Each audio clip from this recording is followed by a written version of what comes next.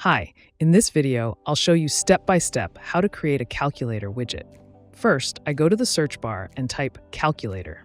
From the results, I click on the calculator card. The calculator page opens, and I enlarge the template preview to get a better look. Next, I choose the template that best matches what I want to build. For this tutorial, I'll select this one, then click Choose this template, and start editing. I begin with the title, changing it and centering it to fit my design. After that, I move on to the inputs. Here, I can add new inputs such as range input, number input, choice selection, drop-down, toggle switch, or even image select. I can also delete any input I don't need. In this example, I'll edit the existing input instead. I change the label of the input, then set the minimum value, maximum value, default value, and step. I also edit the hint and adjust its position. From here, I can even add conditions to show or hide the input. I repeat the process for the second input and then edit the slider as well.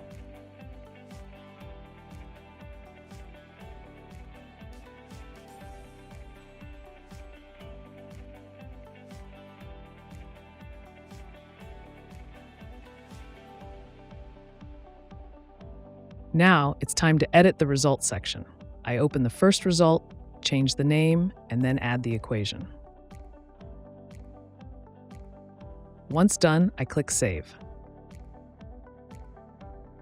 I also adjust the number position by setting it to default and closing the hint text.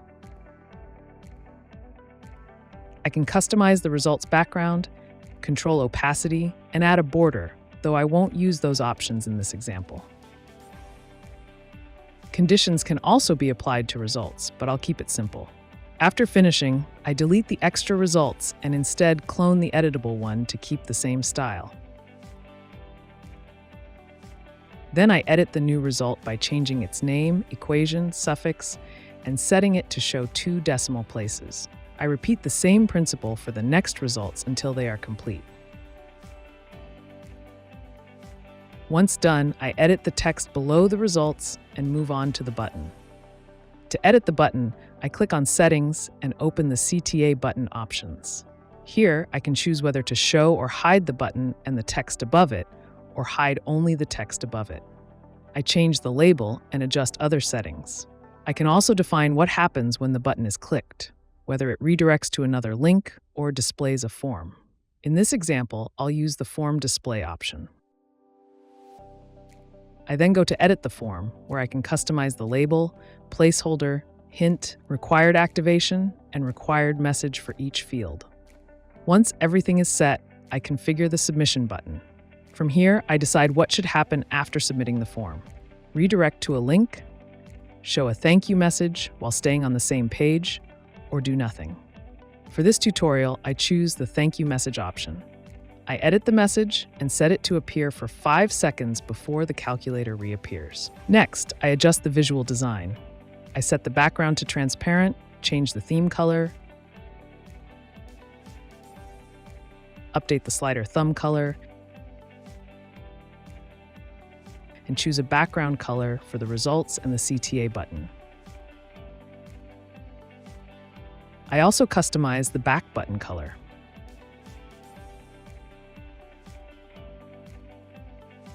For more control, I can even add custom CSS to fine-tune every detail. Once I'm satisfied, I click Create Widget, copy the code, go to my website, add a custom HTML block, paste the code, click Save, and the calculator widget appears on my site. Now let's test it. I change the values and see the results update instantly.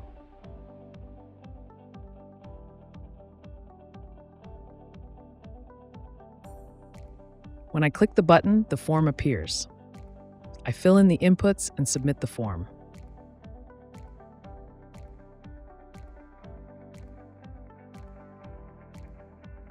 The thank you message appears for 5 seconds, then disappears, and the calculator comes back. Finally, I return to the Fouita dashboard, open the submissions, and check all the collected information: date, time, calculator inputs, results, and even the user's name, email, phone, and message. Thank you for watching.